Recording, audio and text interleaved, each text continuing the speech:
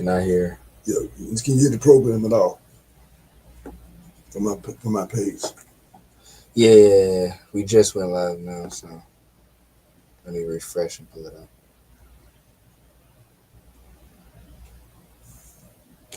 So, intro, the extro. See, there's a lot of stuff that they end up bootleg, and I just don't like it. I tell you over and over again, you can't just wait. Join. No, we don't. Your page.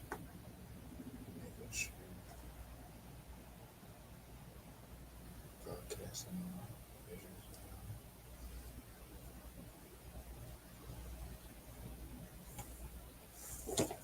Okay, it's right there. Saying started.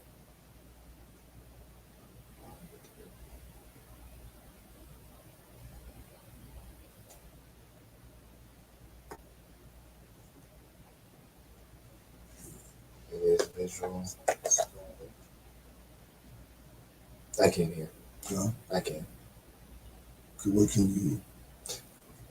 The audio is coming through for the viewers. Okay. What you need to do is to move back over here and use this platform here for your computer, so I can get in position. Move the chair too? Yeah, I'm gonna check it. Yes. I don't know. Judy, he has this over there. Do you need this? Yeah, because would he be right here? Because no, he'd be right there. But the mouse is right. Yeah, all of this would be on that table there. Gotcha. Right. And, so what is the plan exactly now? I don't even know. The link has been emailed to Dr. Reba.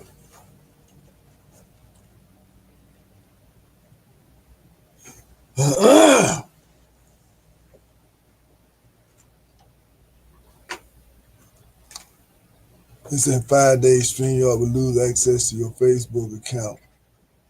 Don't worry, we've got you covered. Click here to reconnect your destination. I disregarded that. Right? Huh? I disregarded that message. Okay, I don't know. Okay,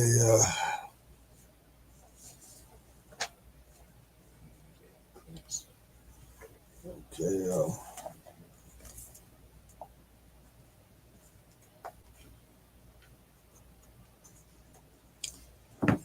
10.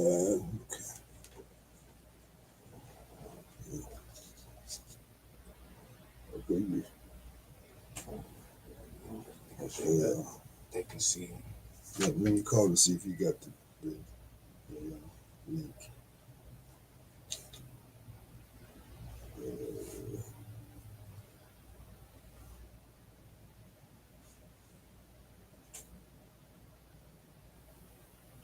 Okay, right. I got another cell phone number. You don't need that though, right? Well, it's been emailed. He said the email. Oh, yeah. Let me see if you got it.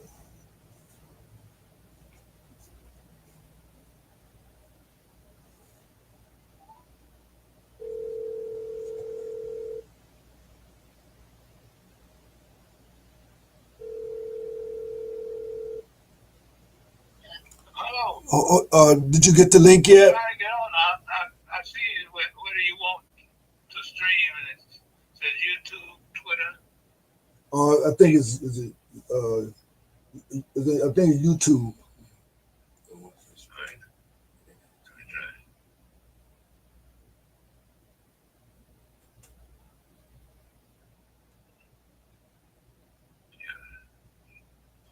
Let's see.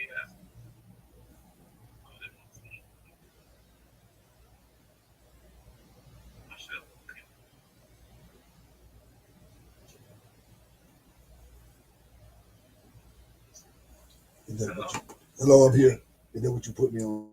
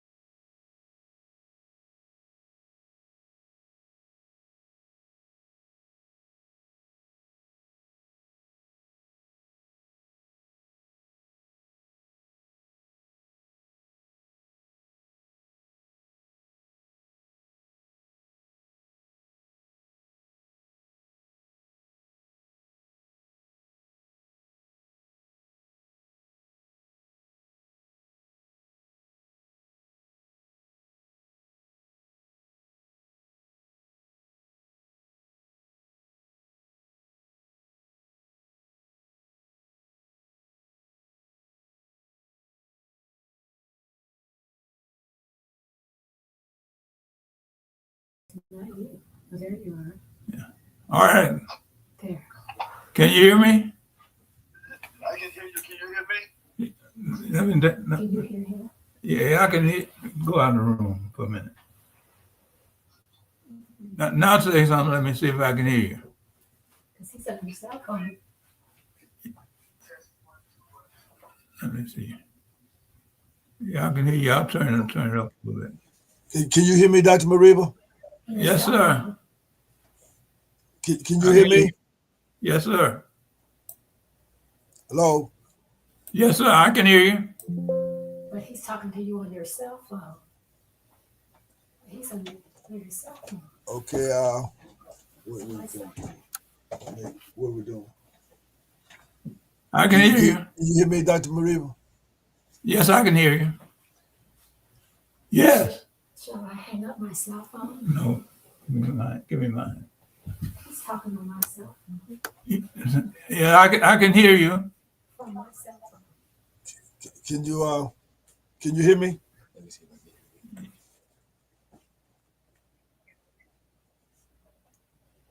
I tell you, this technology is good when you get it with it. Can you hear me? I can hear you. Okay. At least I just leave my. I guess we'll just leave my phone on here. And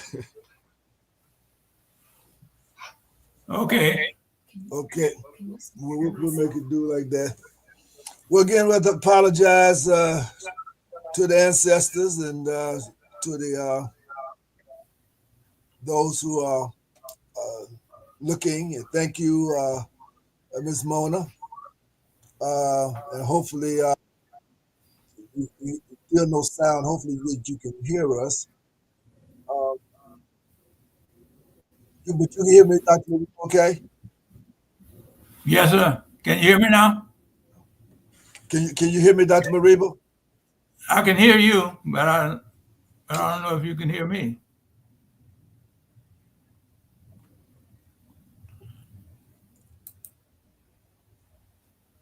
Okay.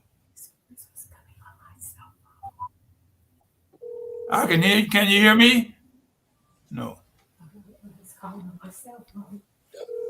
Sounds coming in. Sounds coming in for both. For both? Yeah, we can hear both of you guys.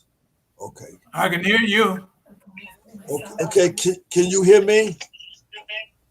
I can hear you all right. Okay, I can hear you also. Okay. So we becoming sound engineers today. Yeah, I think so.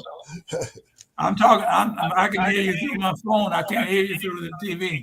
Okay, well that we'll do it that way. I'll leave my phone on as well, but I can see you. Oh, good. Okay, so we good. Okay. First of all, I'd just like to say, I guess challenges make us better. And no doubt about it. So, and I'd like to apologize again for the technical difficulties, but I'm not. I think the AI system, AI understands that I don't like it very much, and I think the AI is planning to. The AI is taking it out on me because I don't like AI. But I think I want to go on and jump on in, Dr. Mariba, Okay. and I'd like to say again, I feel blessed to have you with us today, and hopefully again, how old are you now? 102 days. What? 100 years. So, so now that means that obviously in one interview we cannot do 100 years in one interview. So therefore, I would like to think that this is the beginning.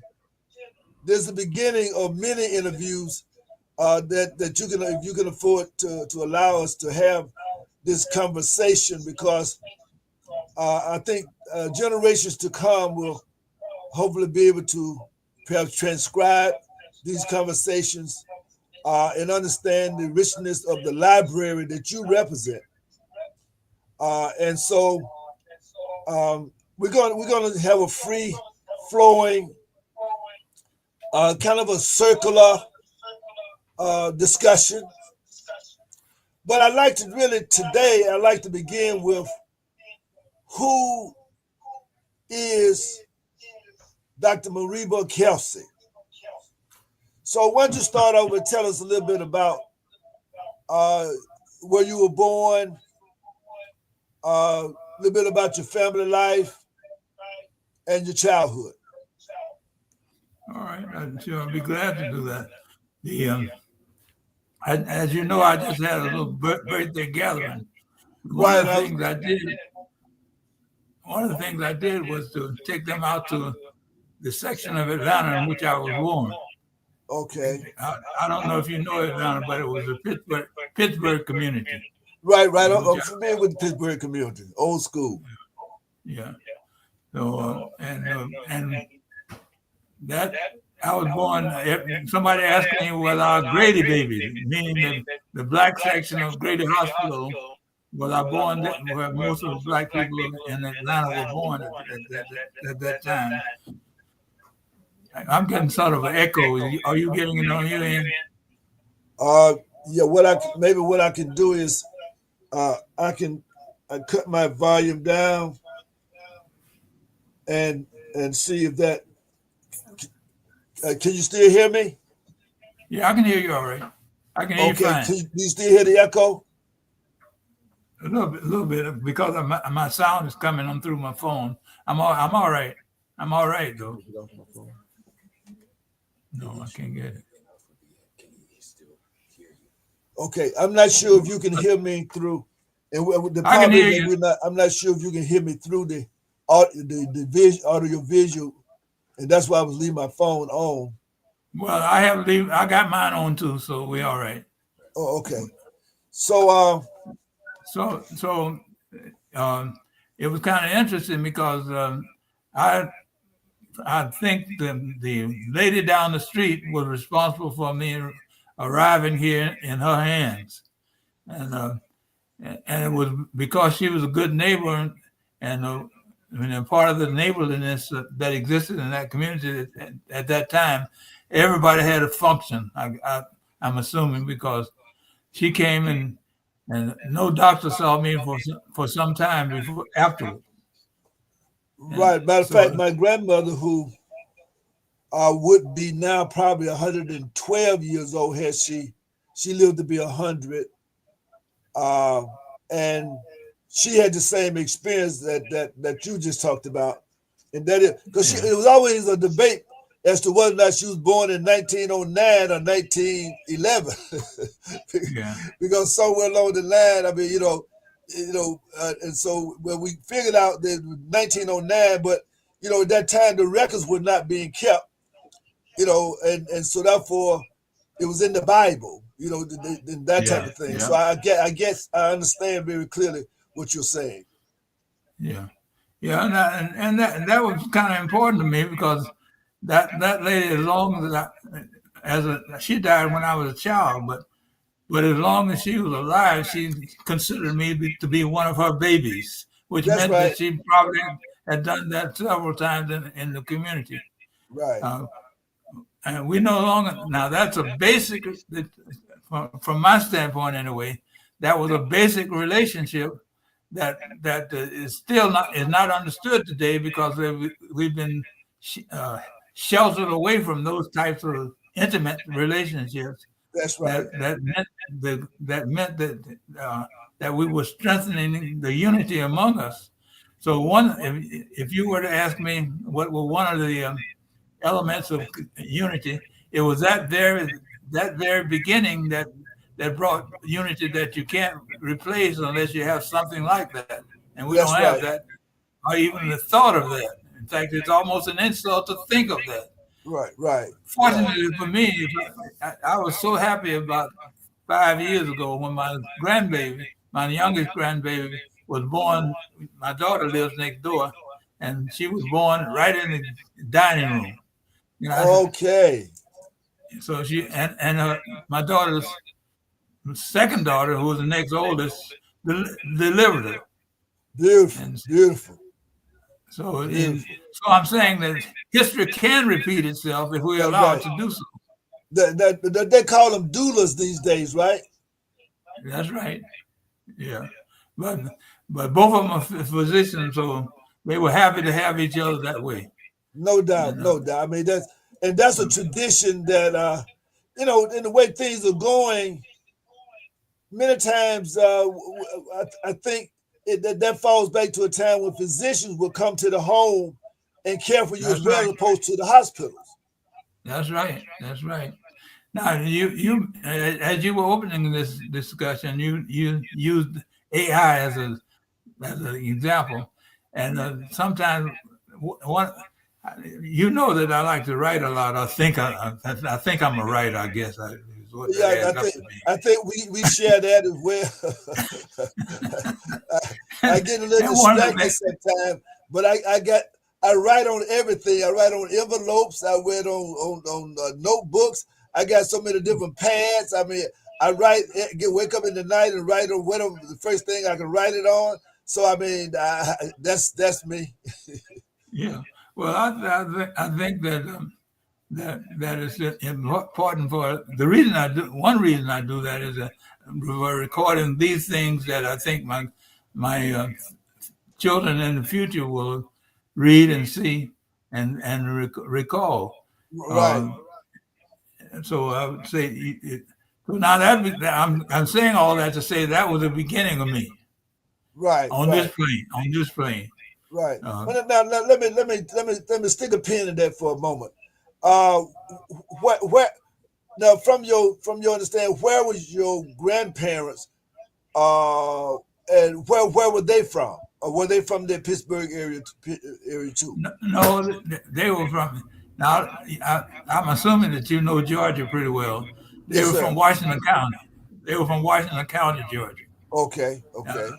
Sandersville, you may have heard of, Right. was a That's where the county. Honorable Elijah Muhammad is from, Sandersville. That's right. That's right. The same place. In fact, about as we've explored relationships, I'm not sure whether I'm a relative of his or not, but it seems like there may be. That's There right. may be Very some. closely. Yeah. So yeah, Sanders. That was my beginning as far as I know it. Now, even that has a relationship that I've benefited from. So I guess it's appropriate to say this. That there were six brothers who lived in who were born there, and my granduncles and grandfather and so forth, and they all split up and went different places, and the folklore has it that they left because the white folks were after them, Well, you know what? and they In my family, we got some of the same stories. So I think that was a legacy or a tradition that that we got too big for our britches, and so they had to leave town before sun up. yeah and changed their names.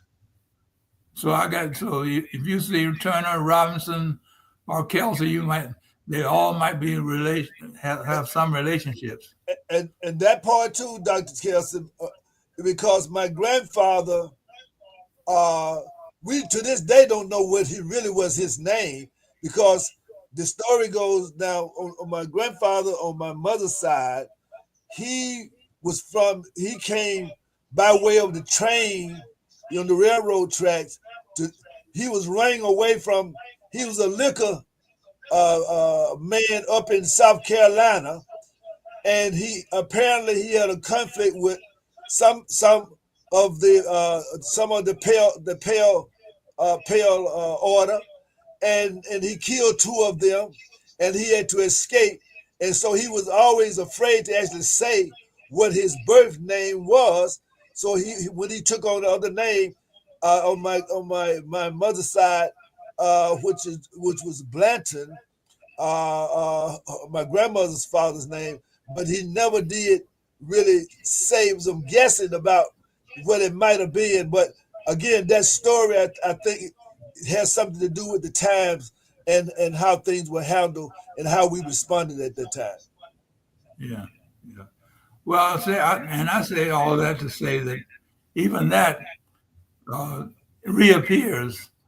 And much later in my life, I never knew about the Robinson until later in life, when the Robinson appears. And in our family reunion now, there's a Turner Robinson as opposed to just being Turner.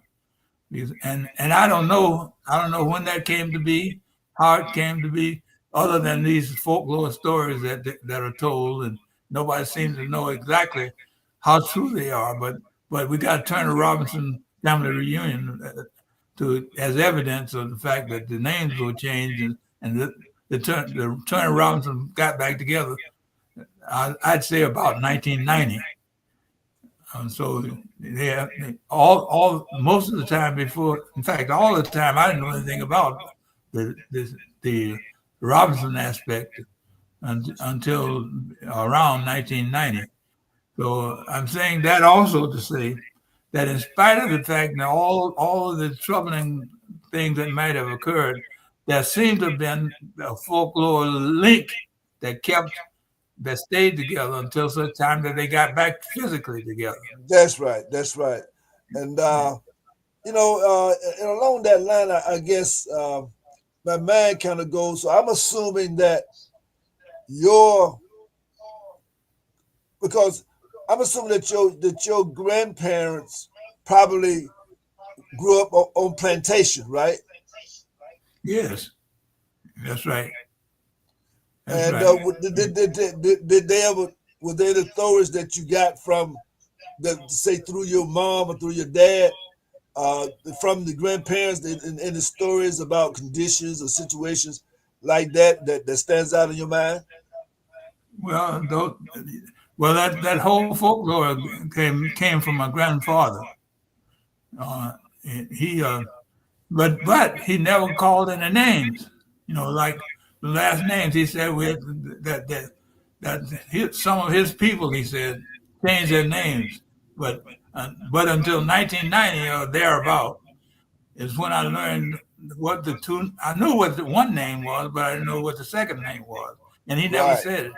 He seemed to be still a little fear about saying what those second names, and there may have been even other names according to some of my relatives. Right.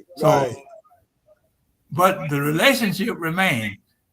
Exactly. And so they knew, and I think they knew, but I've never known until approximately 1990, even the second. No, I had an opportunity to build a relationship with the second part until We began to have family under the title of Robinson Appeared.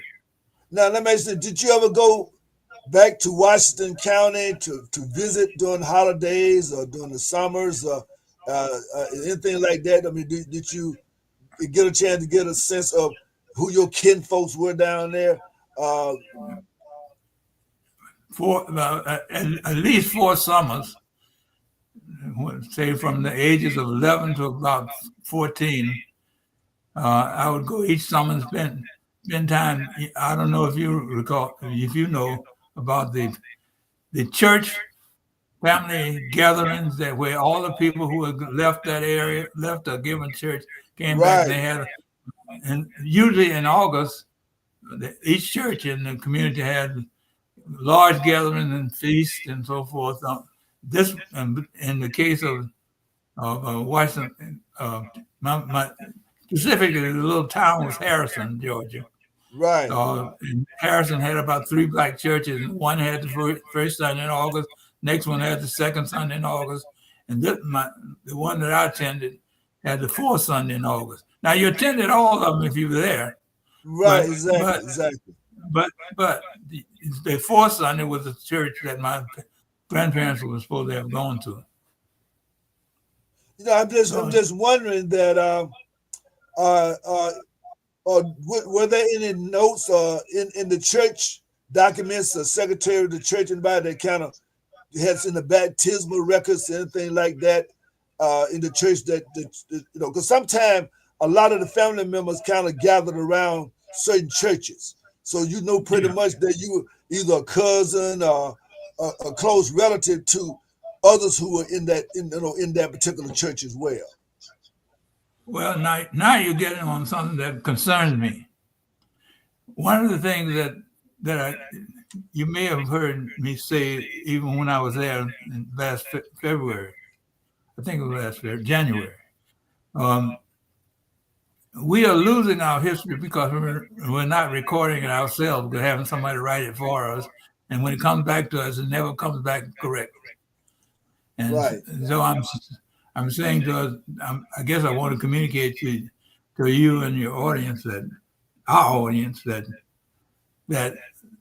if we ever going to have unity, we believe when we say we're standing on the shoulders of ancestors, then we must put both feet on those and write our own story about what that means. That's right. Otherwise, we don't have this foundation for building the unity that we need. Right. And, right. And again, you're getting a little ahead of me, and I know I'm anxious to get there too, but I'm trying to talk to myself a little bit.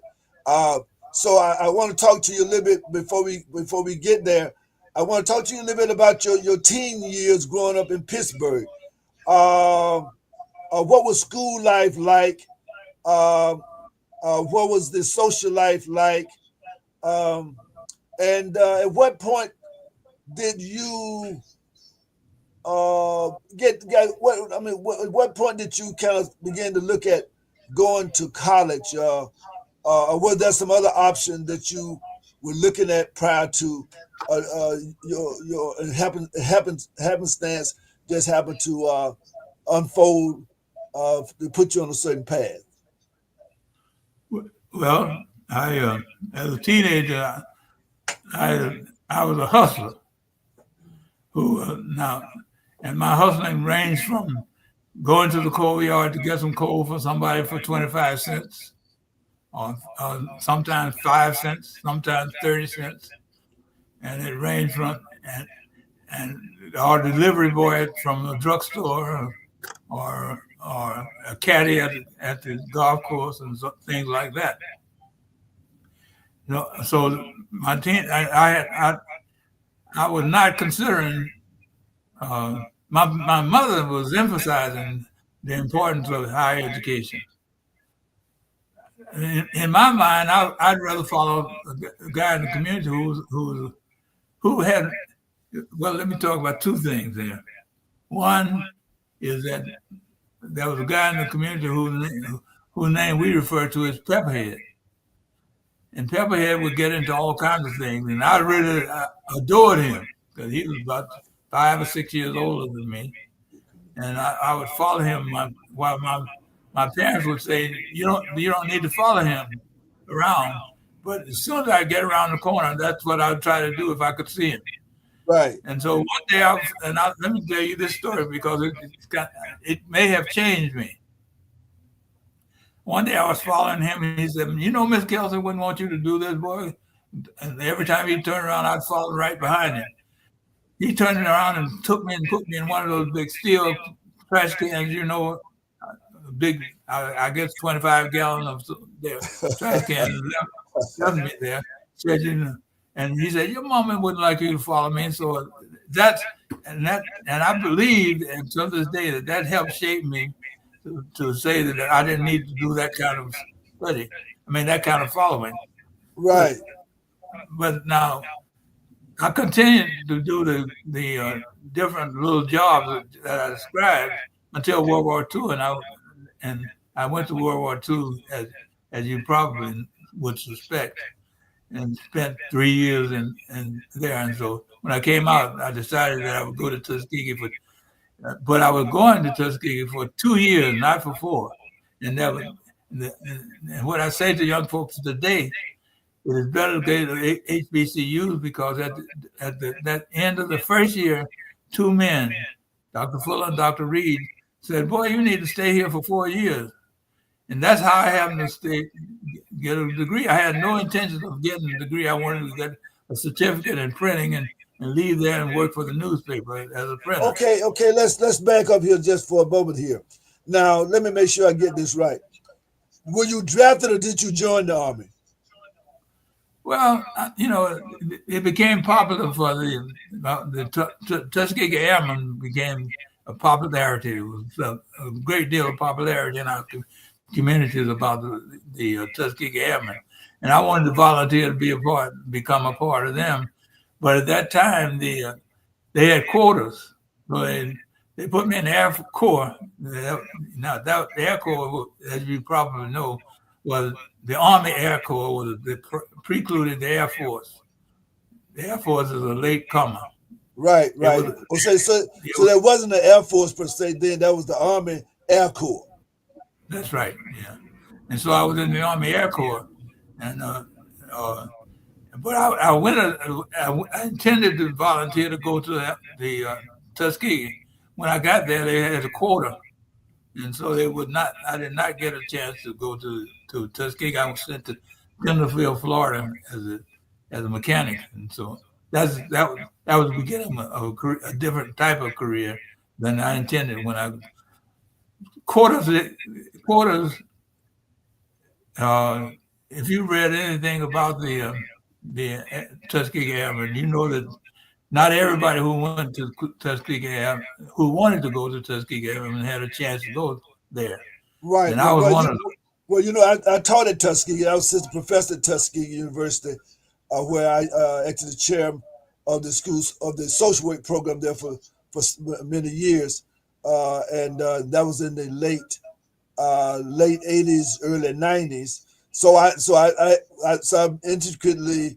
Matter of fact, they even had the hospital still there at Tuskegee, the medical center there. I think it was John Adams. I think hospital is what it was, prior to the VA hospital being there. So yeah, I'm quite familiar with the location, and also General Chappie James, of course. Probably, Yeah, I don't know. Were you in his era? Well, when he came out. He came back to. I was there in 1946. I went there in 1946, and he had come. He led the ROTC there for a couple of for I think it was 2 years, I believe, when I was there. But I knew him. Is what I'm Okay, saying. that's what I was thinking. And of course, Yeah. I knew him because he's one of my noble members of Kappa Alpha Psi. So so I knew him in his heraldry, his heroism through the annals of the fraternity. Yeah, well, I knew him as a student. I didn't know him. I didn't know him as a colleague or anything. I knew him as a student. Right. Yeah. Now, So, what about Book T? What about George Washington Carver? just not, when I went there, he was, he was no longer there. But I Okay. have plenty of stories that were campus folklore, but stories that were told that have to do with spirituality that we no longer practice.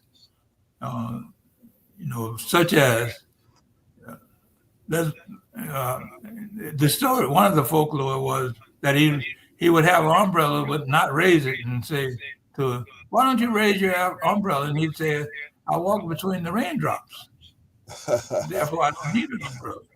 Right. Or I walk through the plants and the plants tell me what to do. And things, That's right. such things. They had conversation with the plants. Right. Yeah. So there were Well, many things. my high school here in Columbus, Georgia, was George Washington Carver, and I went from the first grade to the 12th grade. I went to George Washington Carver Elementary, middle school, and high school. So I have an intimate connection with Dr. George Washington Carver through many tales. And of course, I don't know if you know the story, but Dr. George Washington Carver was I would say exploited by the Columbus, Georgia elite at that time because he, with his exploits with the peanut and all, and Tom's Peanuts here in Columbus, Georgia.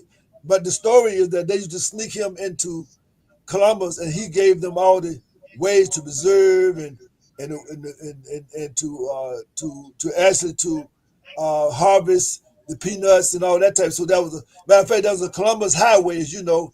There was a Columbus Highway from Tuskegee coming toward Columbus. So there was always a kind of a pipeline, and that my understanding that Dr. George Washington Carver and Booker T. Washington, were not certainly not infrequently here in Columbus, Georgia, at the behest of the powers that be. Yeah, yeah. Well, I'm sure there's both. I'm sure that will be the case because there was an understanding about what unity meant, and that I-ism was not the most important thing during that era.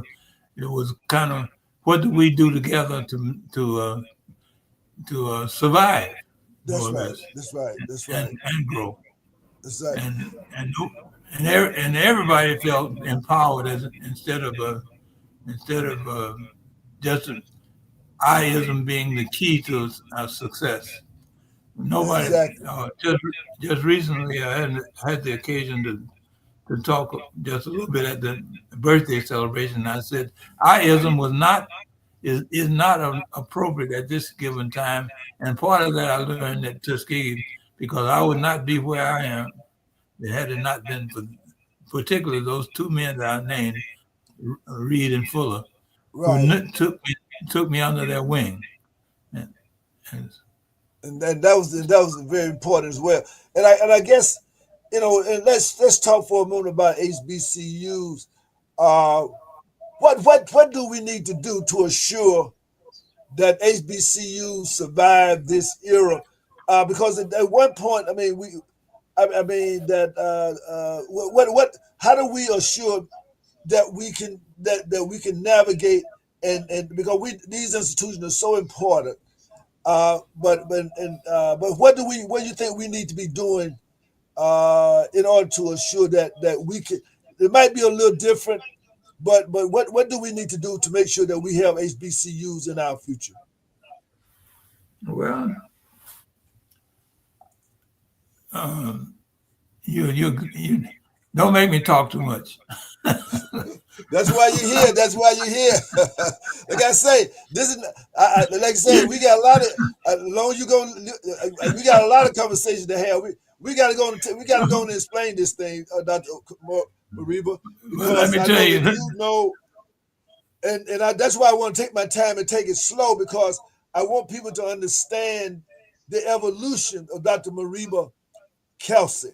And of course, your generational spirit. That's the generation that I followed in, and so that's why I just find we have so much in common in terms of the priorities that we think our people. What we not think we know as elders and as those now we've earned our wisdom that we know that and the lessons are very clear that we must assure that we take ownership.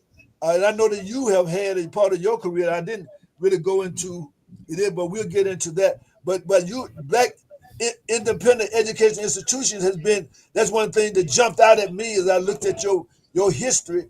That's been part of your MO is making sure that we have feeder schools that will feed into the HBCUs. Am I right, or have I got something wrong there? No, you're correct. I'm going to start with this saying that it is not by accident that unity is the first principle in Nguzo Saba. That's right, Umoja. Yeah, it's not by accident. That's right.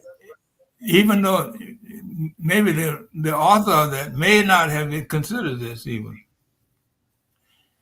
That the only reason that we don't have our institutions stronger is that we've been duped into believing that we have to beg for support of it from outside of ourselves.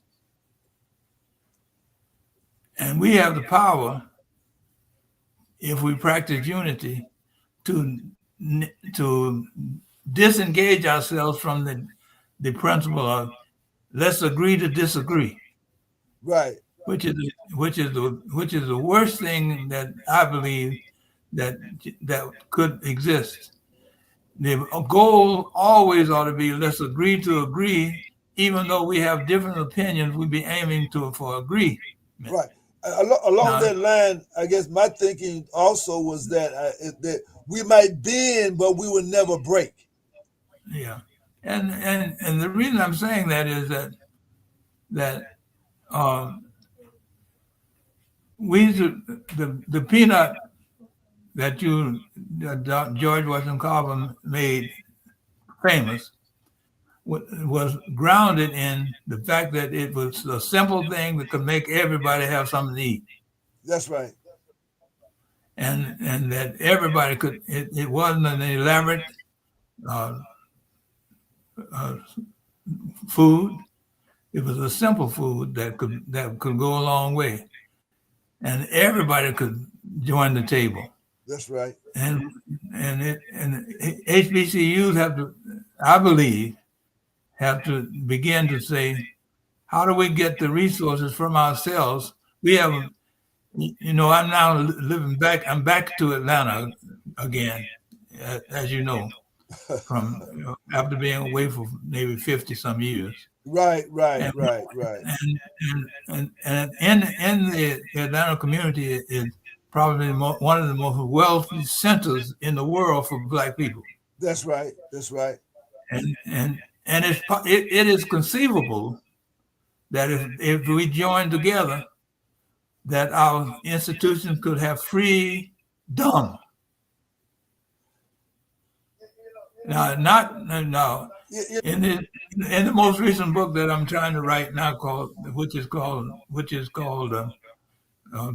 African War for Peace, I'm addressing the issue of legal freedom. There is no such thing as that, and somehow I'm trying to maintain legal freedom. If legal gives it to you, legal can take it away. That's right. Yeah, see, one of the things that I guess that, and now this is my analysis, and I want you to give me your wisdom on this. I think that probably the part of that there are three different parts of the Black community. There are those who really have given up any vision for anything other than just existence. Then there's those of us who have given up any notion that we can be self-sufficient, and that they're primarily interested in being assimilationists, and basically they're just kind of assimilating into the mainstream.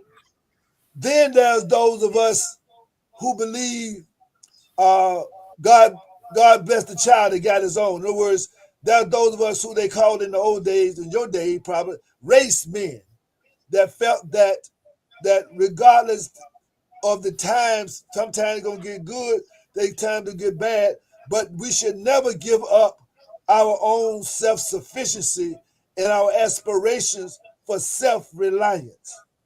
So that's what I see the biggest problem is. Of course, now in the Nation of Islam, there's a theory that we talk about the 5%ers, and then there's the 10%ers, and then the 85%ers. And so my thing is that those 10%ers are those assimilationists. Unfortunately, the 85% of those who are just day-to-day trying to exist and don't really think much about the future per se. And then there's the 5%ers that they call the poor righteous teachers. And those are those of us who really believe that we will and should continue to reconstruct institutions that, like you talked about before, like the doulas, a childbirth. We should have our own farms and grocery stores. That there's some fun, and we should have our church schools or after school. We should have our independent school structure. That these are things that those of us who are part of that movement of self-reliance believe in.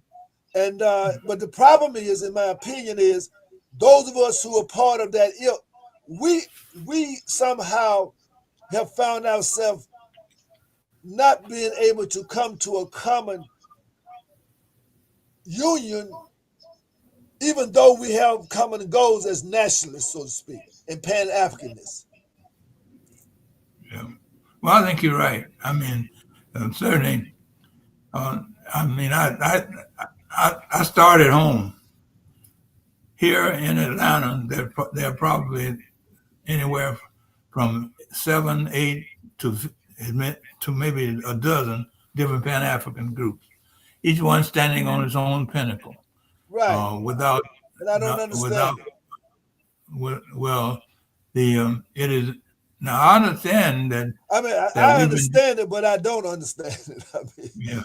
Well, I understand the fact that our schools, our community, our teachers, our legal system, many times our religion teaches that we all can't go to heaven together, and right, so I understand that those divisions are learned divisions that even though we want to stand on the shoulders of ancestors, and so I say sometimes we have one foot on the ancestors and one foot on the oppressor. But I would say the dangers of that is that that it will split us upside down so we can't reproduce, and so we're hurting, not just hurting ourselves, we're hurting our generations to come to do that when we do that. I guess that's the thing that kind of troubles me a little bit because, you know, my thought is that I don't understand why. I mean, I do understand it, and it has to do with our lack of maturity, emotional maturity, lack of our intellectual prowess. That no, it's like this. Every prophet from the beginning of time, from Amin Ra, before and after, all the way up through Abraham, Moses, the Christ, Muhammad, all of them came with the same message. And many times people take offense with me because my contention is that I take all of the prophets because they had one message. But somehow or another, we want to embrace one, but we want to reject the other ones, as opposed to looking at each one of them added something to this overall framework that we need. And so why is it that we feel that we got to reject one, even though they all had the same message? Mm-hmm. Well, the old saying that all life is simple. When it becomes complex, watch out, you're heading for trouble. That's right. So that's a peculiar way to respond to that, but that's an old principle that I think we ignore often. We have Ma'at gives us 7 principles, 7 simple principles. That's right. And the sources that you give, the denominationalism is one of those things that separate us. Right. If I interpret these 7 principles differently from you, then my way is the right way. No, the 7 principles lead to one pinnacle in the pyramid at the top. Right. Exactly. And so, I guess, brother, what I'm asking is, tell me what religion theologically don't hold those principles. From my understanding, now we would go back to the ancients. We come on up through the Hebrew, the Zoroaster. I mean, when you go through all of them, all the way up through what we know today is the Mosaic tradition, the Abrahamic tradition, the Mosaic tradition, the Christian tradition, the Muhammadan tradition. I find those same principles of Kwanzaa are prominent in all of them. Yeah, that's right. So why should I?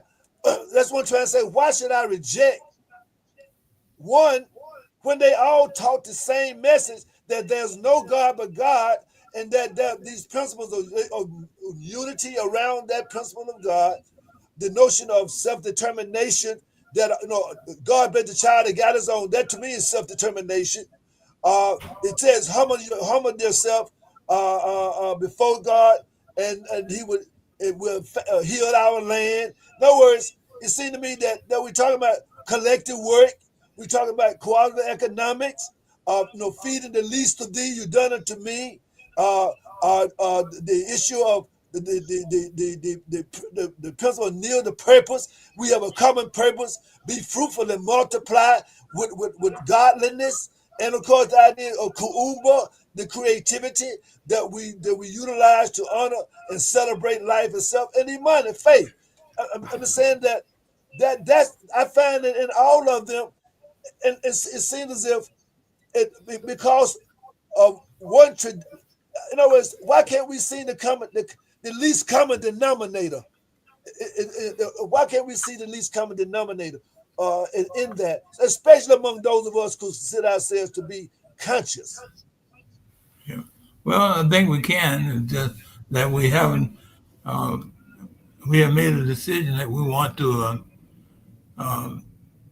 follow the path of being in control. Control becomes a God issue, as opposed to that collectivism that you refer to. And so once we begin to move toward that, I am the right one, I have the right way, then even within the denominations that you described, now we have the biblical interpretations of you got 25 different versions. I guess that's what I'm saying, that if we go back through our ancestral line, right? When we go back, at the end of the day, just like you write books, I'm trying to follow your model. I'm writing books, other people. But the thing about it is, the universe, the earth, is one book, and That's one right. laws, and whatever we're writing, we should be connecting it to the laws that we find in the creation. So therefore, regardless of whether it's Arabic or whether it's Hebrew or whether it's whatever, Yoruba, whether it's Swahili, I mean, whatever it is, my point is that it still should go back to the sunrise in the east and set in the west. And continues to travel. Yes.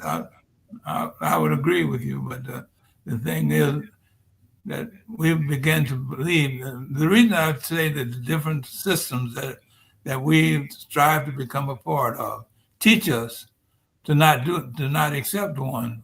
Right. It teaches us that you must become more powerful and controlled rather than be a part of. You call the shots, right, and have others follow it, and that's what, and that means that you're successful. That means that you'll go to heaven. If my mama doesn't go, I'll journey on and leave her behind. I will never understand how you could separate yourself away from your own beginning. When I was growing up, and I think it's probably the same way with you. On some Sundays, we would go to the Baptist church. Some Sundays, we would go to a Methodist church, AME, CME, Missionary Baptist. In other words, in other words, we didn't really make a big deal per se out of, the denominations. When I was growing up, all the churches taught more of the Old Testament than they did the New Testament. That, in other words, when I grew up, as I remember as a child, I heard people talking more about being a believer than being a Christian or being a this or that. It was about, are you a believer? I mean, what was in your early day, were the denominational lines that hard like that? Because in my day here, they said that those lines were not that hard. No, denominationalism wasn't that hard. The only one they may say that they celebrate in a strange way, but he's a good man, you know. So denominationalism is one of those things that separate us today, Right. and there are others, but that's one of them.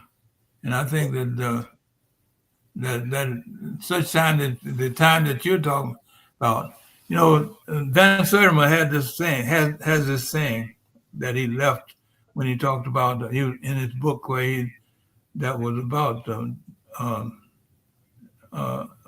one in the forward of one book. I can't think of the name of it right now, but he said we have to be aiming for death without dying. Right. Now, that's a very complex for the way we live today. That's seems to be a very complex issue. But the thing, what that you're talking about, makes that very simple. If we're aiming toward leaving this plane, perhaps, but we will never die. Right. That's right. And so a little preparation for that kind of lifestyle. Exactly. I mean, that represents a lifestyle of sitting down, listening, and hearing, as That's opposed to listening and speaking. Exactly. That's two different things. That's the right. eloquency of speech now is if I can out-talk you, then I have dominion over you. Right. Exactly. The reason this particular little book right here, can you see it? I'll raise it up a little higher. Okay, I can't see the cover. Anyway, it's called the Genius of Africans United, a call to action. And what I attempted to do in that book is that I think that I noticed that more and more black children are taught that they're not. That I did, yeah. Well, and that one is the same thing. It's just talking about age, the responsibilities, and so forth at different age groups. There are a lot of errors in that book in terms of editing, and my editor was poor. But the one thing that separates us is that I think that I'm a genius, and you're not. And in this book, I said that I'm a genius. My ancestors were genius. My cousin is a genius. My friend is a genius. It just manifests. Each of us has some of those things. And the link and chain idea that I'm sure that your parents taught you, and I know my parents taught me. The link and chain idea, that a chain is not any stronger than its weakest link. That's right. It means we never put those links together simply because what becomes popular is a certain kind of looking link. Right. A link that looks the way I said it's supposed to be, rather than the links that are really natural in the universe. Well, you know, the mint in my garden is just as powerful as the collards that I got in my garden. You know, one of the things, going to the point that you were making earlier, one of the things that I was taught by, by many of those that we share, you share a peer relationship with, and I'm a student of, and that is that all great ideas come from God. They don't belong to us. So therefore, I can't ego trip about if you tell me the truth about something. I tell you the truth. It's not my truth. The truth belongs to God. So therefore, I can't ego trip about my being something better than you, because at the end of the day, I don't think I can say is that I'm trying to listen to God. I'm trying to watch God and understand God. I mean, that's our challenge with each other. But at the end of the day, it's like mining gold. I don't have no ideas. All great ideas come from God. So then, therefore, we don't have to compete over that. That we should be, that should humble us. Yeah, well, that's not what the educational and many of the theological doctrines That's not the way they come down. They come down as if I'm somebody special, separate from the universal principles that you're referring to, and that I predict that there will come a time when we'll come back. You know, we're separating now, but I predict that there will come a time when we'll slowly come back together when we begin to stop looking outside of ourselves for the strength of coming together. Because we believe that as the expression that we once had was, don't fall for the hype. That's right. And, Don't take no wooden nickels. That's right. And so, but we've been falling for it more and more, and under the name of legal something, or under the name of that this denomination is more powerful, or this church is more powerful, Yes. or the fact that he's got 1 million and I only have 10 cents makes him more powerful, and it only does superficially and artificially. Right. So and so when we get back to where we are really listening to as a good artist would say, to the vibes of the universe, and hearing it, then we're going to have trouble. We're going to have the same trouble that we have had for the last 50 years, believing that we have to have legal guidance to be free. Exactly. Asking permission to be free. That's right. Yeah. And now again,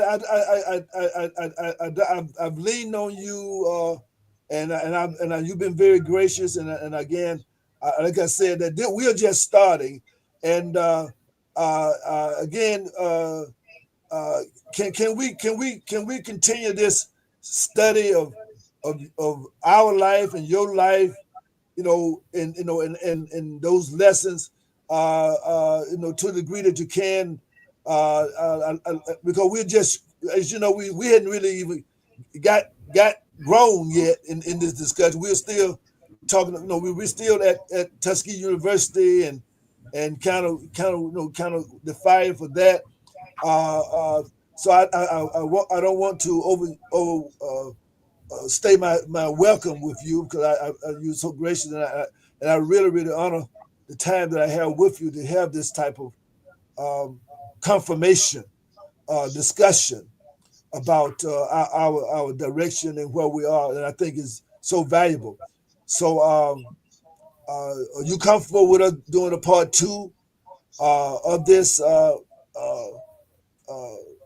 as well, so that we can go kind of move forward and talk more about, because I want to get into the book Being Healthy and Wealthy, and of course I know you got some other books there too. So I mean, how can we proceed with you? And again, you being the dean of the Elders Council, you being the dean of the Elders Council, and this is our introduction. This is the orientation program for the up and coming elders. So can the Elders Council? Can we have the elders convene the elders meeting for part 2 next week, if possible? Well, I don't know about next week, but I'll be willing to do that. Okay. I think that, well, you just let me know. Let me just say that I appreciate what you're doing, because not because you're interviewing me. I appreciate what you're doing is in talking to the people. See, one of the things that troubles me sometimes is that we get into the ivory tower and we talk to each other, and right. Which is really good. I mean, we need to interact with each other too, but we need to also cross the artificial barriers that have been put before us. We need to talk to the guy on the corner along with the same time that we talk to each other. So I appreciate the work that you're doing. And so, yes, I would be willing to do that. Well, again, I'm trying to put my cup up under your bucket, and so that I can then develop a bucket, and perhaps somebody can put their cup up under mine. I'm just trying to, to dip into the well, and turn my little puddle into, a whale, perhaps, so that the other can drink from it as well. And to me, that's about being fruitful and multiplying is all about. So I really appreciate it. And so I guess you can just tell me when your availability and because I just think that with the life you've lived in 100 years. And by the way, let me before you go, let me ask you this. I got to ask you this. What do you connect with your ability to have lived 100 years, and we're having this kind of discussion, and what should we be doing? Those of us in the tradition today, if we want to, certainly seek to attain that attainment, certainly as close as we can. Tell us the secret for your longevity. The mythology of George Washington Carver was that he listened to the plants. So I would say, sit under the tree, listen to and watch the dance of the trees, and listen, but hear. You got two parts of that: listening and then hearing. Sometimes we listen and don't hear, and they will tell you what to do. That's all I'll say now. Right. I'm with it. No doubt about it. So thank you so much. And this thank you, man. This is a conversation on the acquiring of wisdom, and I certainly thank you. And like I said, that when I'm at your beck and call. Whenever you feel. Just give me a call after next week. I got some relatives coming in. Okay, well, in about 2 weeks, then we'll try to get back with you, and then try to see if we can get you back, and we can pick up at Tuskegee University, and where was your next stop after you left there? Okay. All right. Okay. Well, again, any final words before we call it a night here? I just say thank you very much, and I hope that we can be of value to someone. Well, I'm sure there's no doubt about that. There's no doubt about that. It already has. I mean, it's inspiring to be able to be in your presence, and you're a treasure. And again, the ancestors have smiled upon you, and the ancestors know that we still need you. So that's why they still employing you to put in that work. So thank you very, very much, and give my love and thanks to your daughters and to the Mrs. And to your son, to your family for allowing us to partake of some of the wisdom that they know that they partake of all the time. Okay, well, I appreciate you too. Keep doing what you're doing. Shukran. Hotep, Mayat, Amen Ra Allah. See. Yebo. Sante Sana. Asante. I'd like to, again, for those of you out there listening, please share this discussion with your loved ones, with your children, with your grandchildren, with your friends. Right. And again, Dr. Mariba Kelsey, is an author, obviously a scholar, a former teacher, evaluator, professor, and consultant in the field of education and psychology. He's a licensed psychologist and worked in his field for the Ohio Department of Education. He was a college professor at the Ohio State University for many years prior to his retirement. He's learned a lot about African people in the early beginning of his professional career from his hometown, Atlanta, Georgia, from his college days in the present, he has always been interested in the African family. One of his main concerns has been the influence of others on Africans, which appears to be changing the true values of our ancestors. Dr. Kelsey is presently active in the Afrocentric Personal Development Shop, Tawi Family Village, the Association of Black Psychologists, the Association for the Study of Classical African Civilization that he and I both share and honor part of, and African Community Development. So again, that is our guest tonight, and we look forward to many, many more memorable discussions with our harbinger of knowledge, understanding, and wisdom. Thank you, Baba Maripa. Thank you. Thank you. Yes, sir. Thank you Peace very be much. unto you. Yeah. Okay, ladies and gentlemen, that's it for tonight, and we hope that you enjoyed the show, and we hope to bring you more and more.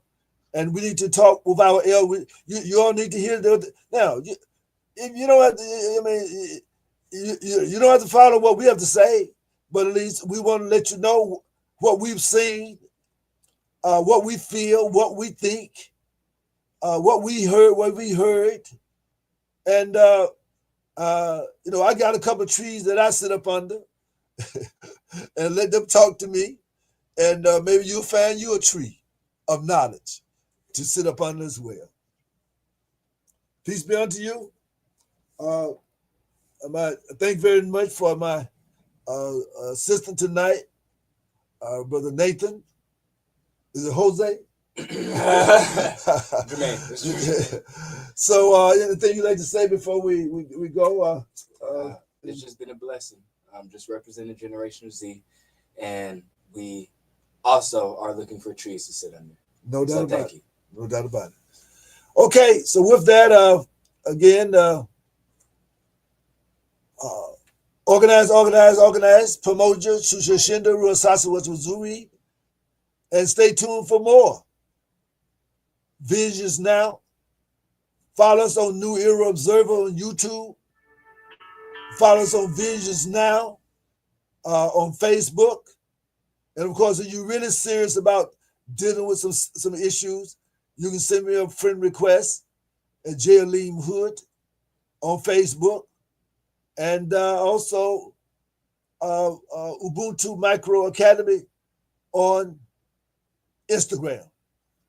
And of course, you can always reach us. You have a question, you like something you like to discuss, some issues, some topics, and those of you who are listening in tonight. And I thank you, Miss Sister Lamona. She said, I thoroughly enjoyed this interview. Thank you for this wisdom, Dr. Hood and Dr. Kelsey. Thank you very, very much, my dear Queen Lamona. So again, with that, we're going to say good night. And just remember, find somebody, okay, that needs a hug. And tell them that they have permission to ask you for one. And give them one. Help them find their humanity. Good night. Assalamu alaikum. Free the land. Hotel. Somo to be. Praise the Lord. Yo.